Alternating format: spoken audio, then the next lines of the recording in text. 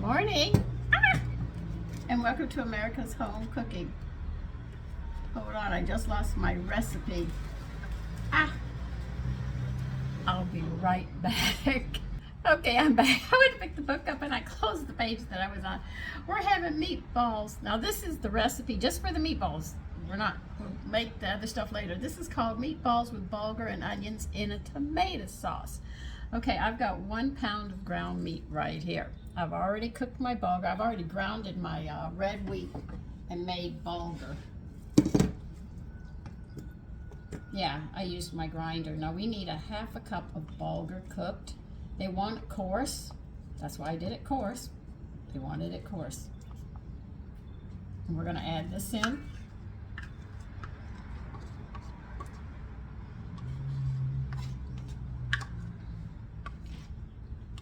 And this was one of the recipes I had told you that we were going to make.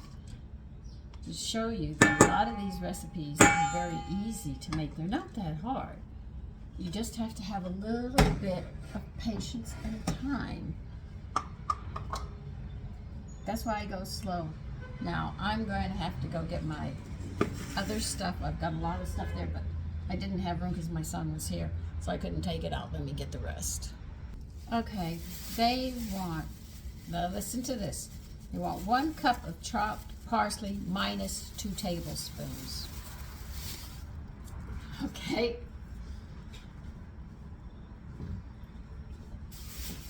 So in other words, what they're telling us is they want us to chop a little less than 1 cup of parsley, and the rest of the parsley will be put, the other 2 tablespoons will be used for something else. Now, this is about 1 cup. See, I tell you, some recipes are written in such a manner, they could drive you crazy.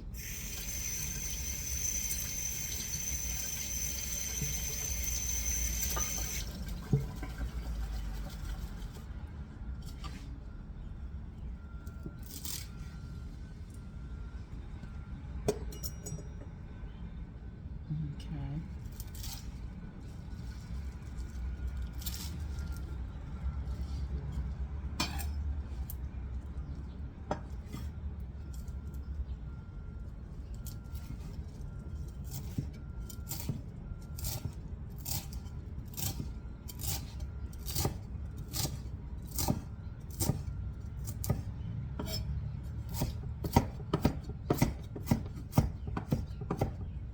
All right, now did you notice when I said chopped? They want the flat less parsley, because if you mince it, you get too much. That's why they say chop it. You see that? That's why you do it that way.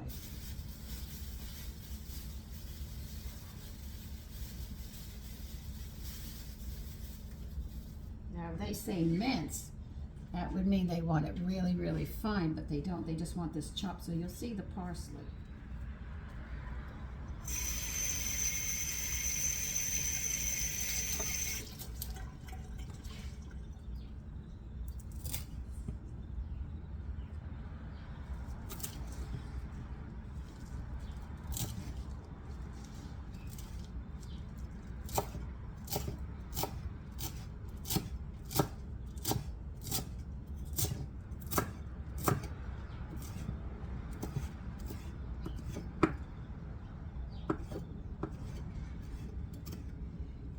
That's 1 cup. I'll show you. I have extra parsley there. I'll chop when I need it.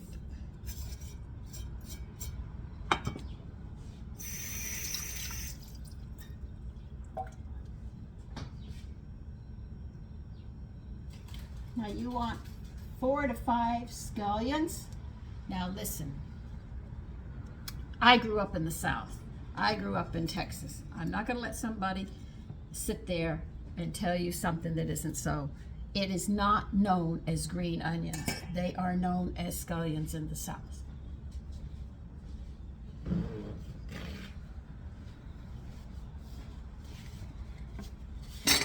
I don't know where they get that term from, but that is not the term of these onions that I'm going to be using. They are not called green onions.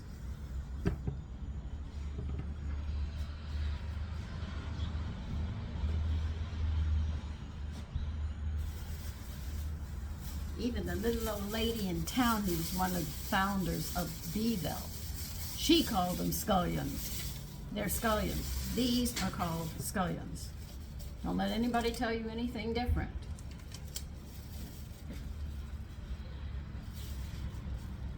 Because if you say green onions, I'm not going to know what you're talking about. You have to use the proper term. Let's see, 3, 4, 5. They want 5 of these. Put those in the sink. Yeah, I got more dishes in the sink. It never ends with me. I want to make sure that you call things by the right name. So if you're talking, you go to the store and you say, I need this. If you say it by the wrong name, they're not going to know or how to help you. If you ask the store, could you get this? And you're calling it by name, they'll look it up in the book where they order from. They're not going to know what you're talking about. It's very important that you sit there and know these terms. I'm not kidding about this. It's very, very, very important you learn these terms and call things by their right name.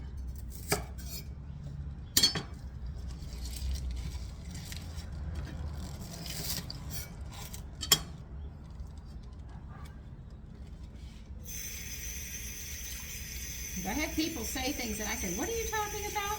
And they have to describe to me, and then I give them the proper name so they know exactly what they're talking. I mean, if you don't give me the proper name, I have to figure it out.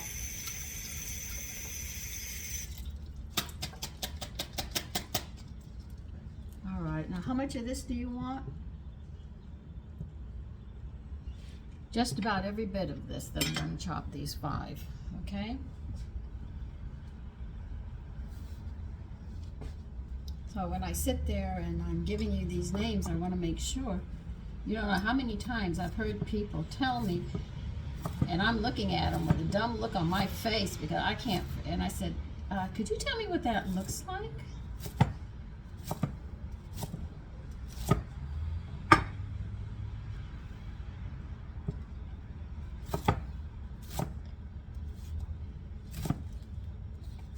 Like I was asked in the store, why do they call this mustard greens? And I had to sit there and I said, well, we're going to find out. Mustard greens, they said, because they don't look like mustards. I said, I think it's because they're hot. So I proceeded.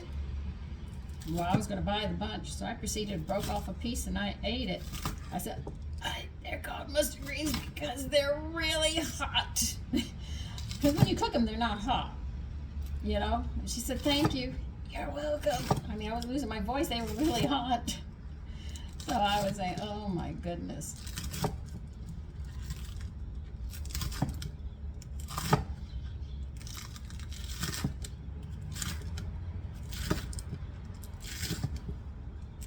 As you can see, they want a lot of the greens from this as well as the white.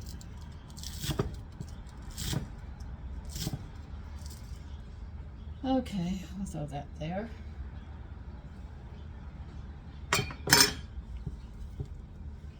This is all going into the green meat. I mean the ground meat, green meat. That was because I just said green mustards.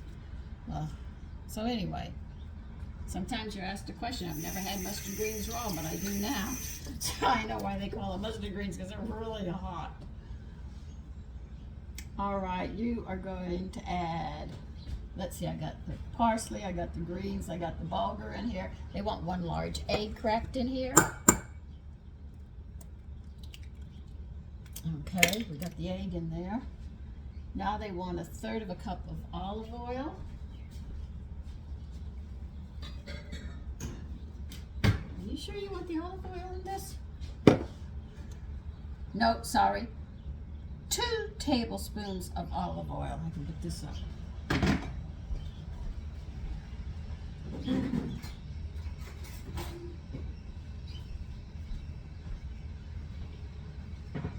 I told my son to leave the oil out. I need it.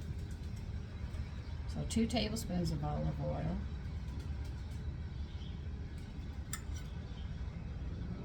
This is going to go over here. I just don't have room.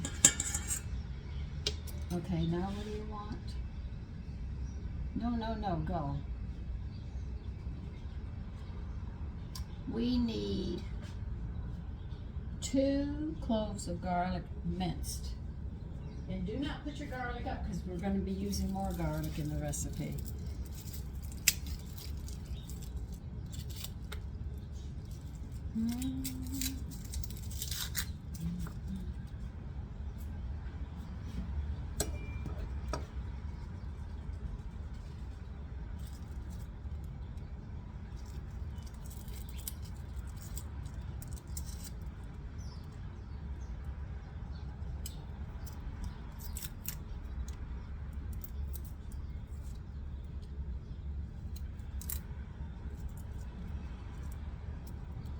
Well, when they use the term minced, they mean chopped very, very fine.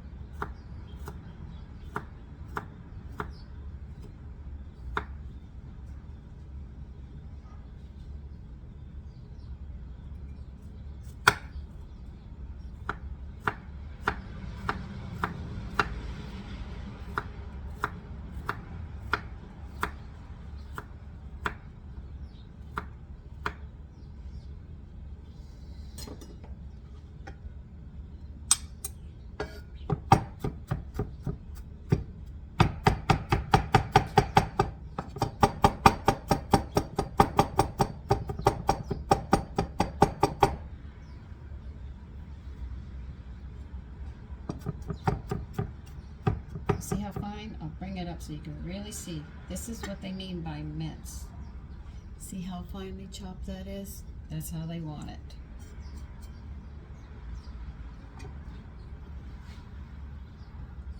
All right. Oh, now you want me to use measurements. I didn't say that before.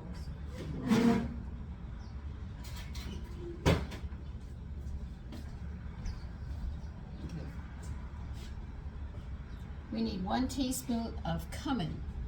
I tell you, I'm accustomed to these crazy combinations. As I can say, those are crazy combinations, but they're really, really good.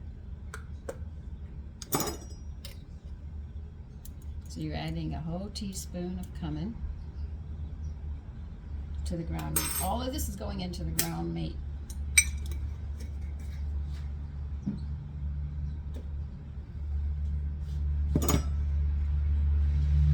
Salt and freshly ground pepper to taste. So they're not telling you we're not going to taste it, so we're just going to have to wing it to what we think would be what they want. Some people are heavy-handed with salt, some people are light. Just depends.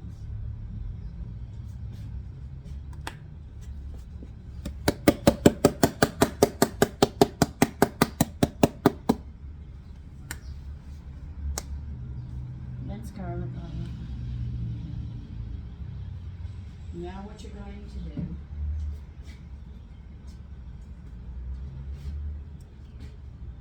just give me a minute, I've got a lot of stuff out here. We are going to mix this up thoroughly.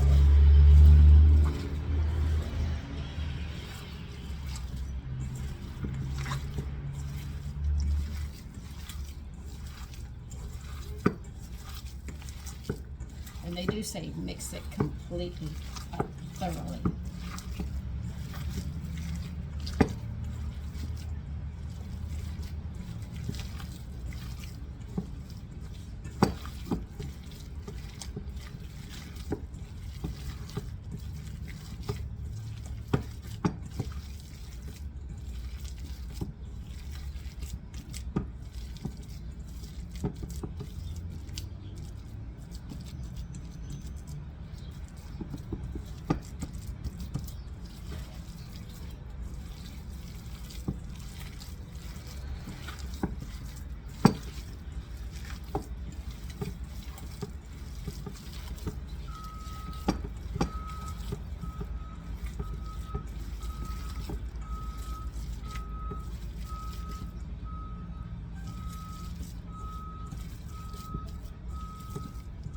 See how I'm mixing it? They want it thoroughly mixed. I mean, they stress this, mix this thoroughly up.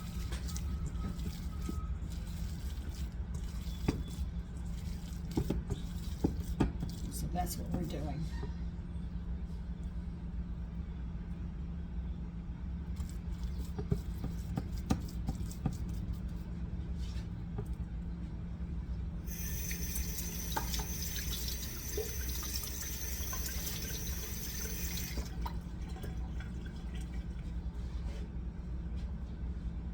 Now we're going to cover this up. Let's see if I have room in the refrigerator. Cats never. Well, I'm going to put it there anyway. Get some saran wrap and cover this.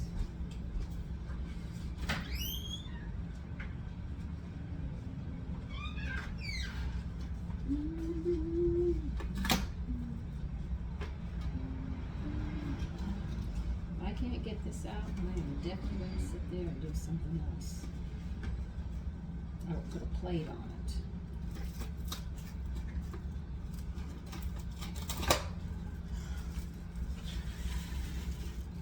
I love saran wrap, but I love to hate it.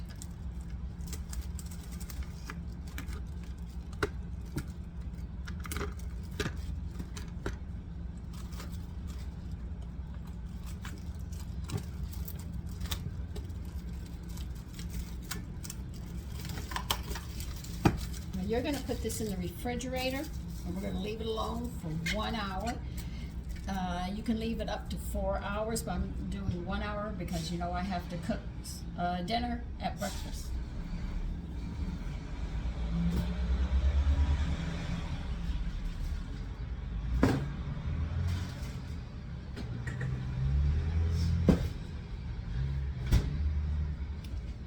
Okay, let me see if there's anything we have to do right now, or we'll just take a break. I should say you take a break from me, okay?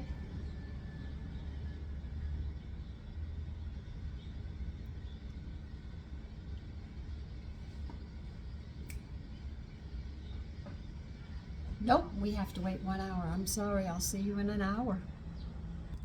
Okay. Take it out of the refrigerator. You're going to need your tablespoon. All right. We're going to make meatballs now, but this is the size that they want them to have. Get 2 tablespoons and make it into a meatball. And this is the size that they want them to be.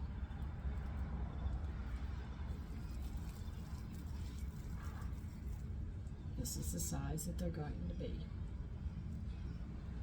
And you're going to put them on a plate.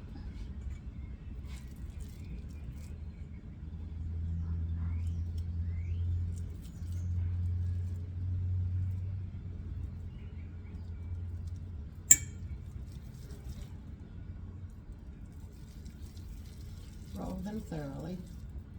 Get a good meatball on them. And I'm going to continue doing this. Put them on a plate because we're putting them right back into the refrigerator, and then we're going to start making the sauce. For those of you that do not have measuring spoons, if you have a soup spoon, that will give you this size, a tablespoon, not that size, but it'll give you a tablespoon because a soup spoon was used for the measurement of a tablespoon, so just get 2 tablespoons, 2 soup spoons, and you'll come up with 2 tablespoons.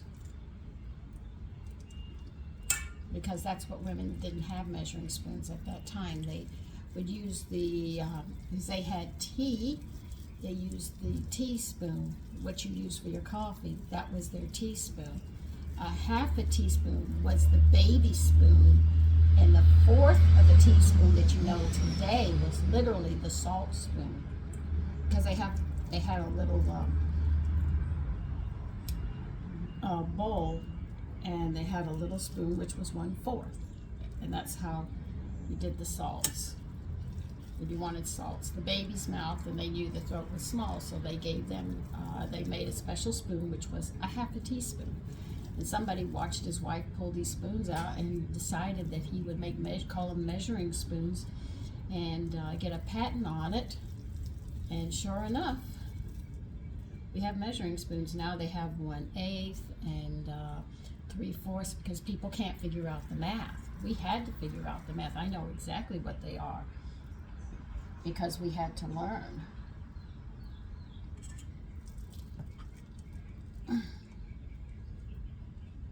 So don't panic out if you don't have a soup spoon and you don't have measuring spoons and you can't make this dish. You can't. Just get a soup spoon, the one that you eat with, not the one you make the soup with.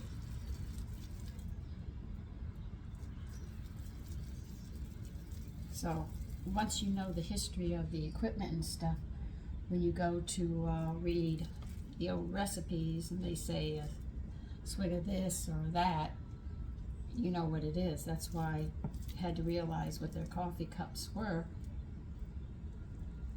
to figure out what size. When they say a cup of sugar, it's not our cup of sugar, it's the kind of cups that they used at that time. You have to think about that.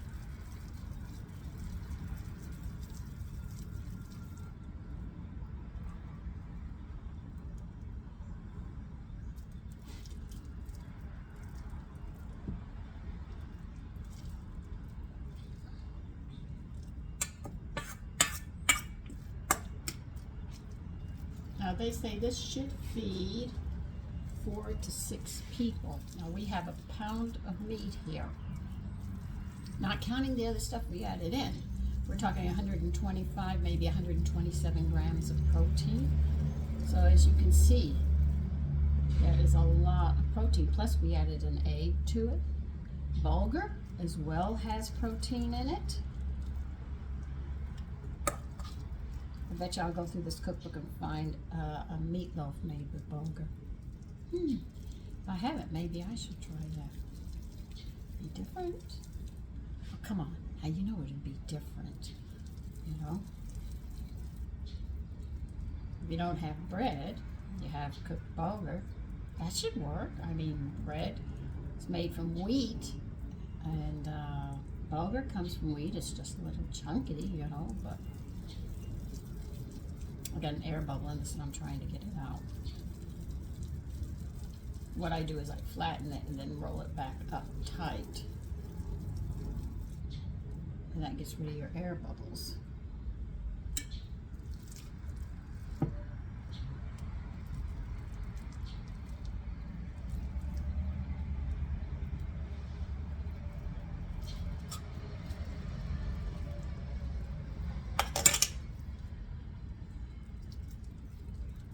So far I got 3, 6, 9.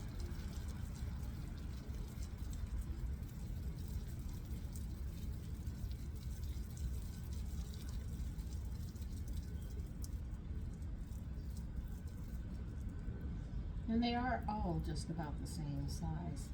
Now when we go to put these, when you cook these, we have to be careful how we handle them. But remember, we're at the Greek islands now. We're not in America. I got my book coming in today. I'll tell you all about it in a video and why I am so excited about this cookbook coming in, because I haven't had it for about 50 years, almost 50 years. I have not had this cookbook. And I think you'll be very surprised.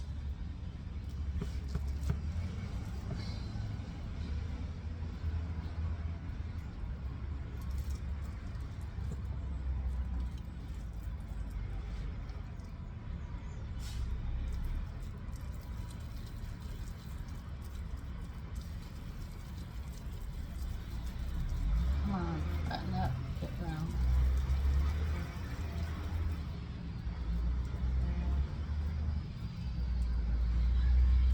Come on.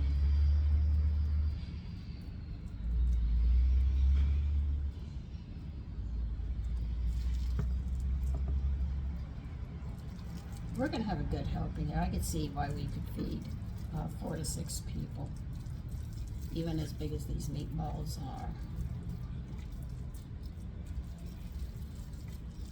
Come on, I feel that air bubble in there.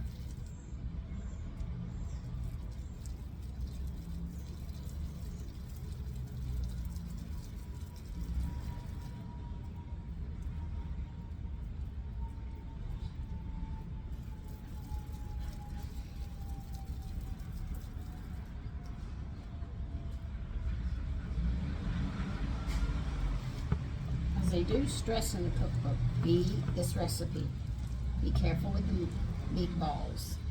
We're going to handle them gently.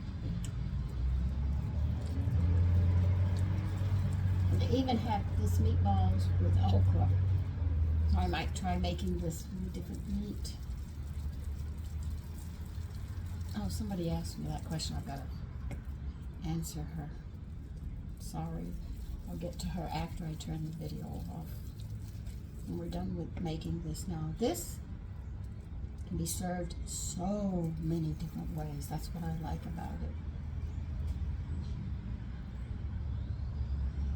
it. Now we've got 4, 8, 10, 14.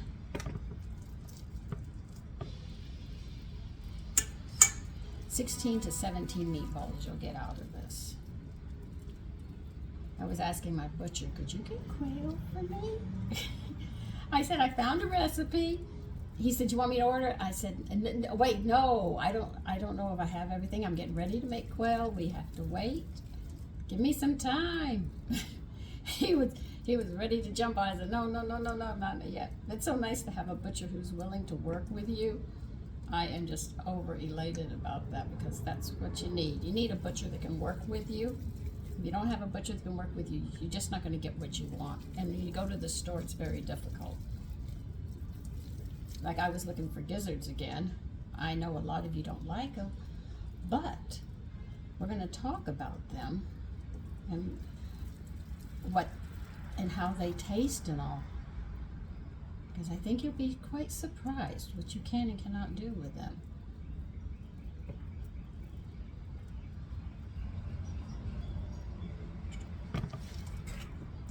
Okay. They are just about all the same size. Yeah, we're going to get 17 out of this. So you can see. But always remember, a pound of ground meat is over 125 grams, because 1 ounce, that's why I say 127, but it's a little more than that, but we'll just say 127 or 125. You can feed a lot of people. You're only supposed to get 20 grams per meal, so you're talking 5, 6, 7 people. It's just that we're accustomed to eating a lot, but the problem is we're, as much as we're eating, we're not getting the nutrients we need. Okay, this is going to be the last one. Yeah, I figured as much, just about the size I need. And put them back in the refrigerator, and then we're going to get the sauce going. And then we'll bring them back out when we're ready. And it does not say cover them up the second time you put them in, so.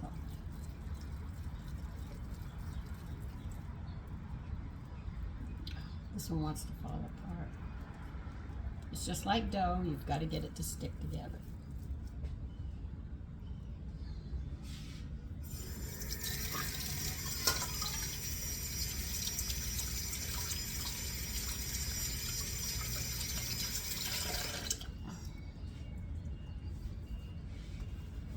Okay, here are the meatballs. I'm going to go put them in the refrigerator and I'll be back. Okay, what we need next is a large onion, halved lengthwise and sliced into half moons. Now, if you don't understand that, I will show you.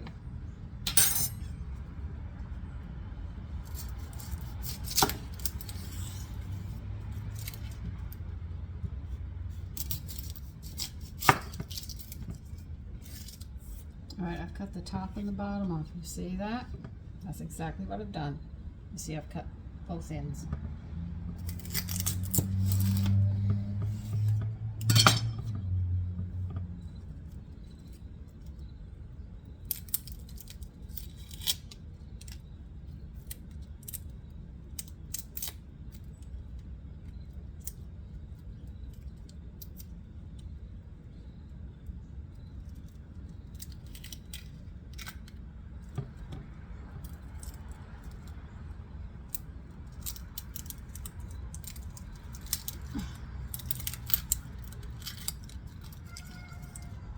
Okay, you've got them like that.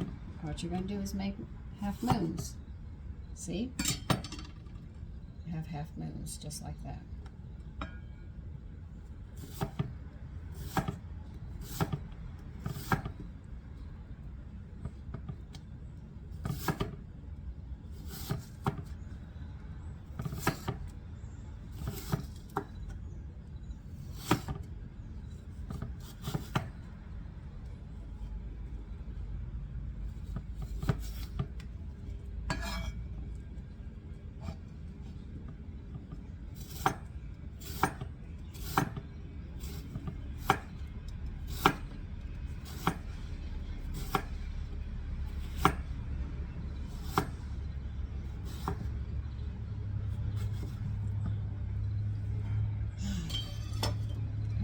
You're going to put they want you to measure this out, 3 tablespoons of oil in a deep skillet with a lid or a Dutch oven. You have a choice of the two, which you want to do.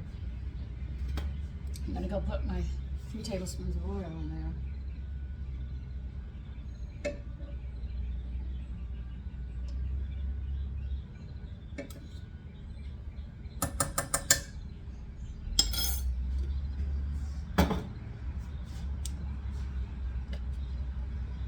Going to heat this up.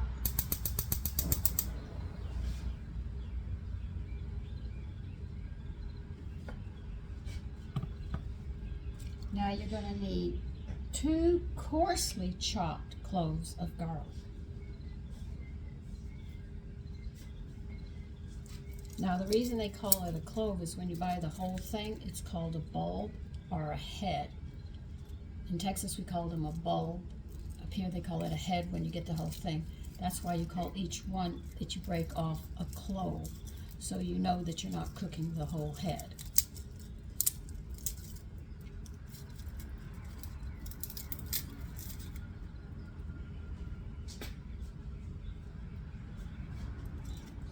Need my paring knife.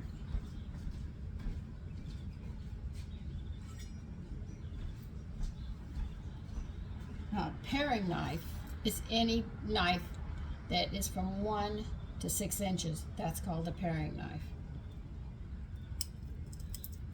It's usually done for small, fine work.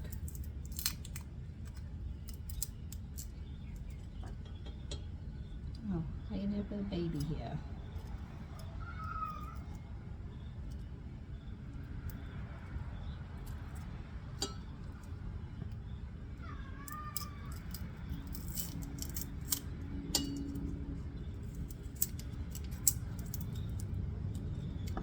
Okay, let's check our oil. I can't bring you over. I've got the book and everything right here, right now. I'll move it soon enough. So I'm not leaving you in the dark. But I am going to be walking back and forth so I can read the cookbook for us.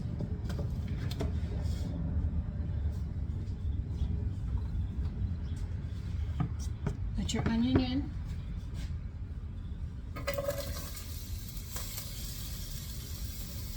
Now they want the onion until it starts to color. Now these garlic, 2 pieces of garlic, well I got a tiny one as a bonus. You're just gonna coarsely chop them. Like that, that's it. See the difference from how it was when it's minced? That's what they want.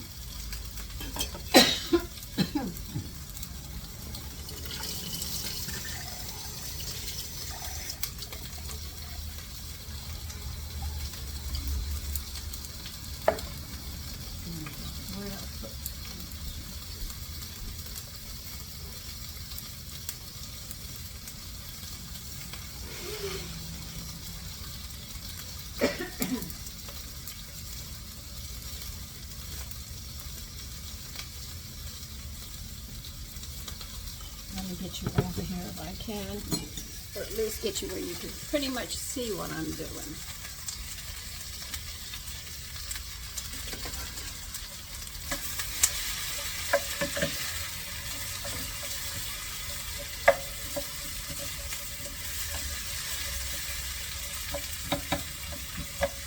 Let's see if I can get you more up to the front here.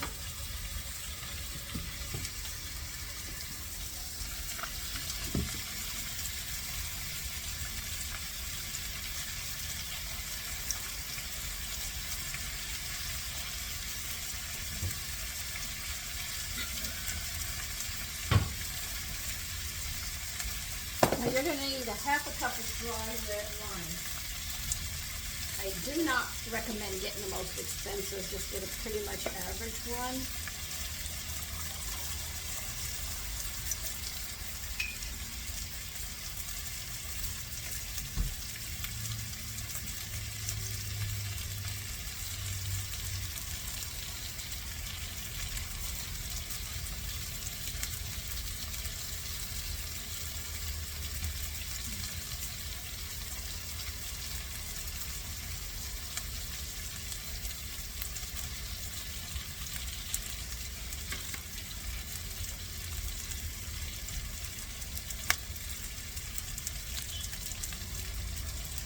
You're also going to need 2 cups of chopped tomatoes, canned tomatoes.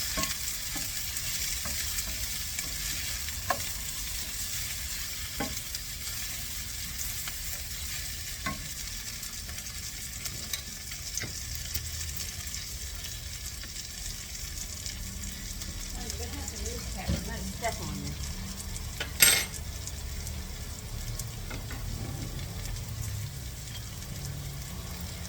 Throw your garlic in, because it's just starting to brown.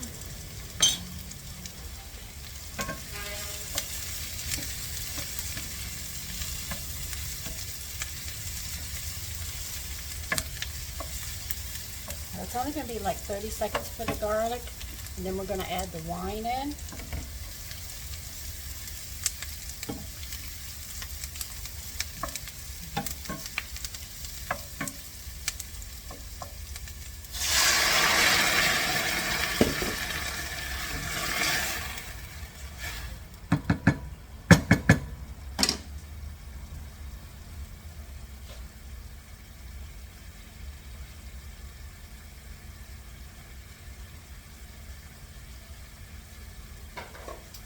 You need a cinnamon stick.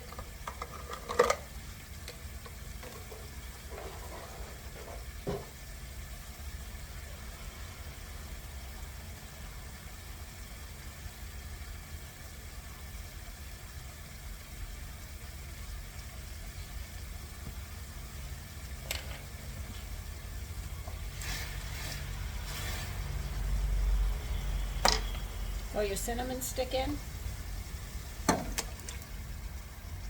And your tomatoes.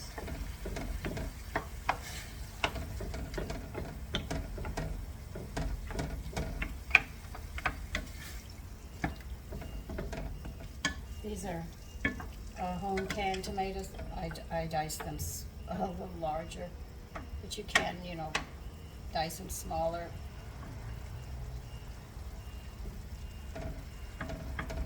I've already cooked them, so they're breaking down anyway.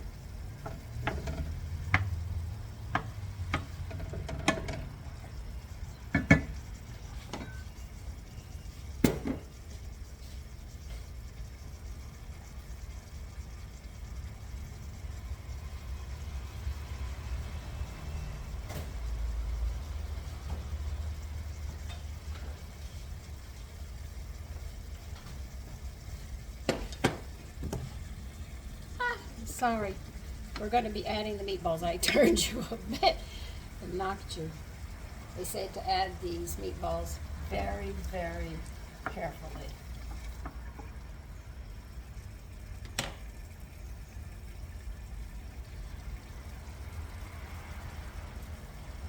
Now you know why they wanted them cold.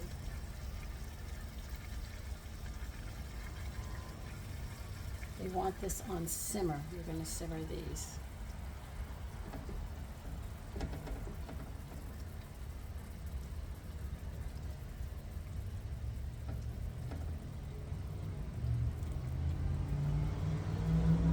going to tell you, it really smells good. It's so different from what we know as meatballs. We usually do the Italian and that's it. But over in the Greek islands, they use a lot of meatballs. And they make a lot of them different ways. Oh, good God, that's hot. I'm trying to be careful. They said to be careful to add them. Okay? They want you to add a half a cup of water to this.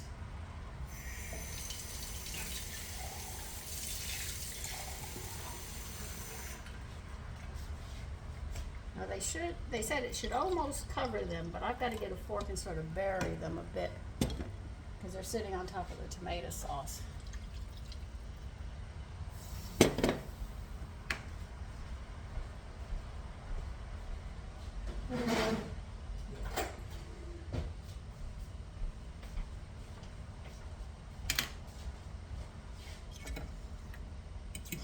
I just want to get them to the bottom, that's all.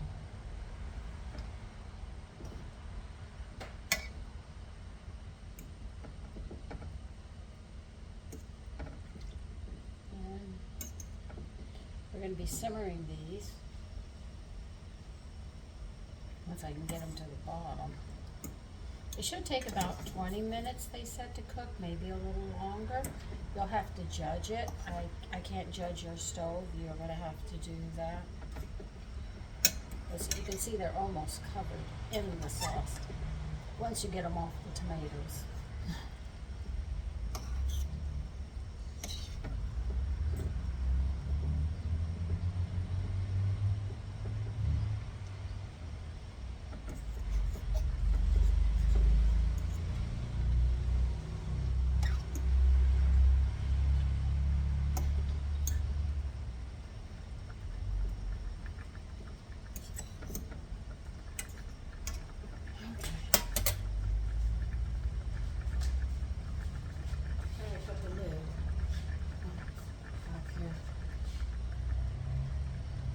We are going to let this cook. I'm going to bring it to a boil, then I'm going to turn it down to simmer.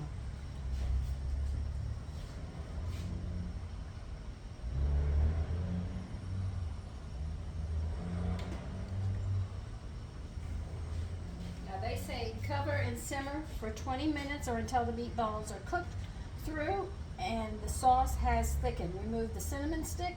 Sprinkle with the remaining 2 tablespoons of parsley and serve. Now, what do we serve this over? You can serve it over bulgur or rice pilaf or mashed potatoes. You have a choice.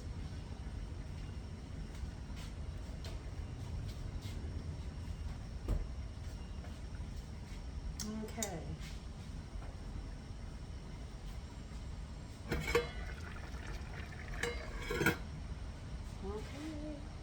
Turn this down to a simmer now, and we're going to let that sauce thicken, and we're going to let the meatballs cook for 20 minutes, and we'll see how they're going to be in 20 minutes. And I'm going to clean my mess up that's all around you and you can't see it. Okay, I took the lid off so the sauce can get thick, and it's coming out really, really nice.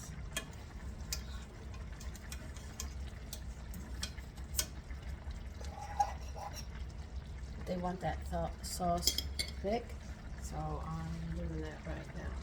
I'm reducing it so it can get that thickness, and I am probably going to serve mine over bulgur since I already cooked bulgur. Matter of fact, I actually ground it this morning. I had to practice. I'm learning. When you first do it, it doesn't always come out, but I do know how to make cracked wheat on it. Yay! Which is another term for bulgur, because the store only sells fine grain and they wanted it very coarse grain. That's why I knew I had to do this at home.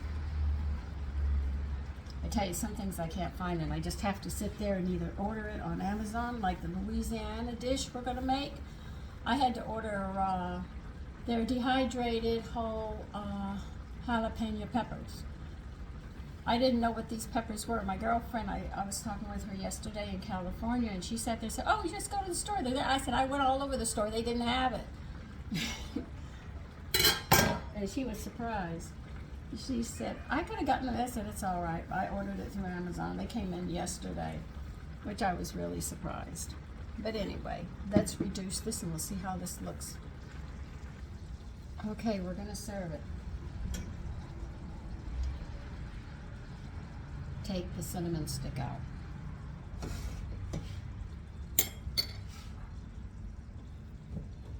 Put it in a serving platter. I'm not going to serve it now, but you know, get it ready for it.